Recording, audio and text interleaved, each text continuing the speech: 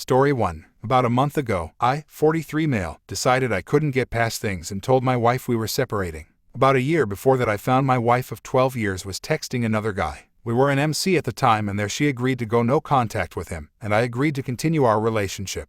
She did not. I caught her 2 more times and always told myself we could get past it.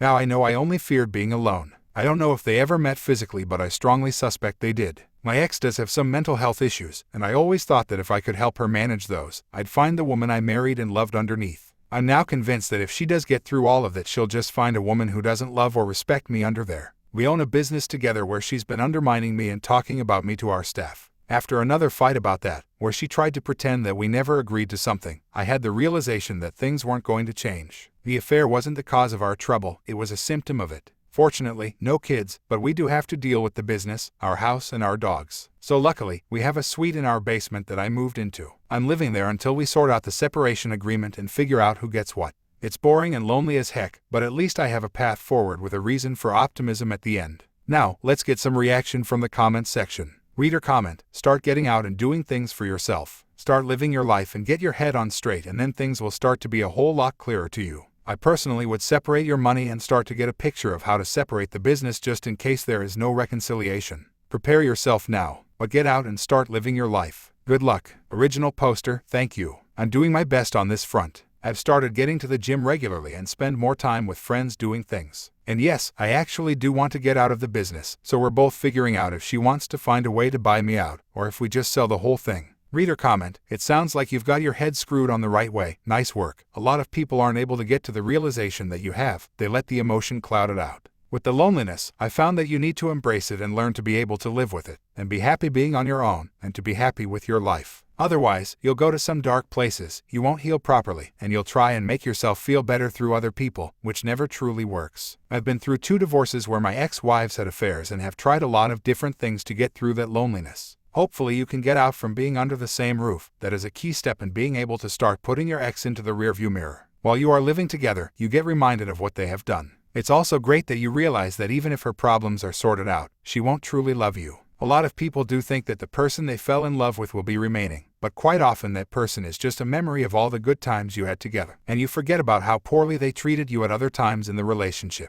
In these scenarios, I always believe that it happens because one person in the relationship loves their partner more than they love themselves, and the other person loves themselves more than they love you. And that kind of relationship dynamic is never going to work, regardless of anything else. We need to try and find a relationship where both people adore each other. Original poster, hey thanks. Seeing it broken down really helps. I think I can avoid those dark places, but I'm aware that I need to keep busy. Reader comment: do you have a legal separation agreement? If so, it's time to get out there and date. The second you moved to the basement, she started seeing her AP in the flesh. No reason for you to sit on the shelf. Go out and have some fun. It sucks getting divorced, but it's better to live in peace than live a lie with a cheater. Original poster: we don't yet, but we're getting there. We are agreeing to a list of assets this weekend. Once we have that, we'll approach a mediator to hammer out the details. We did agree not to bring anyone back to the house, so if she's seeing her AP, it's not in my face, and other than that, honestly, I don't care. I'm honestly still pretty frightened of dating again. I have a bit of a dad bod, I'm on the shorter side of things and have some social anxiety. I know I will in the future, but the idea of it is a bit scary for me right now. Reader comment: this might be an unpopular opinion, but you should let her buy you out of the business. She's already been poisoning the well with your employees, so let her reap what she's sown. I would bet money that they won't respect her, and she will get her ass handed to her with the business financials. You focus on keeping the house, so she can't F your credit over with an intentional foreclosure. Original poster: I 100% agree with you. I've asked her to either find a way to buy me out or find a partner she wants to work with who can. She's considering selling the whole thing, which I also support. I do think I'd end up with the house if for no other reason to reduce the amount she'd owe me for my half of the business. But honestly, I'm not tied to it either. If she wants to buy my half of the house, I'd let her. Reader comment: play Project Zomboid. I might be playing that game all the way into my 40 seconds. When I get time from work. Original poster: ha, you're the second person to suggest it. I actually just picked up No Man's Sky because it was on sale, and I heard an update made it way better. Reader comment: you seem very positive. Keep it up. I love this SHT. Original poster: thank you. None of this is good, but I'm past the part that was bad.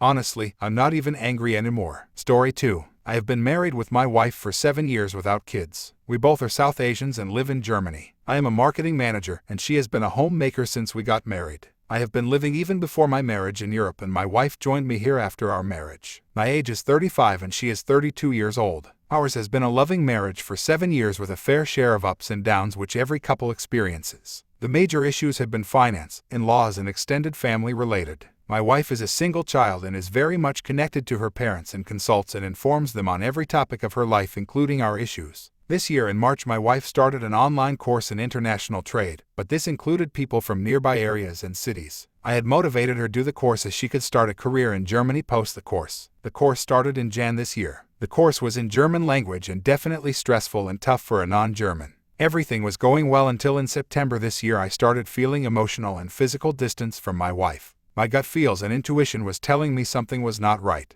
In addition, my wife had suddenly interest in kind of music and began to sit for the online class with makeup, which she had not done since Jan. One evening by chance, while I was going through the tab which she uses majorly, I found her Google search like "he talks to me about sex and how he will satisfy me. What if I dream of having sex with another man? Signs he is flirting with you. How to flirt with men," and other related searches which strongly indicated that something was wrong. Also, she was staying up late at night and telling me that she is not able to sleep. All the time she was on Instagram and WhatsApp and chatting with someone. She kept her phone with her at all times. She even took her phone to the toilet and was bewildered of me even going anywhere near her phone. She was even tucking her phone under the pillow while sleeping. Next day morning I confronted her and asked her about these Google searches, and she said there was nothing and I was just doubting her unnecessarily. I then proceeded to connect WhatsApp to my computer without her knowledge. Then after some time I saw the following message to a male in her course who stays 45 kilometers from our residence. The message reads as follows: #good morning, please do not get angry. He saw my Google searches, and he thought, what is happening?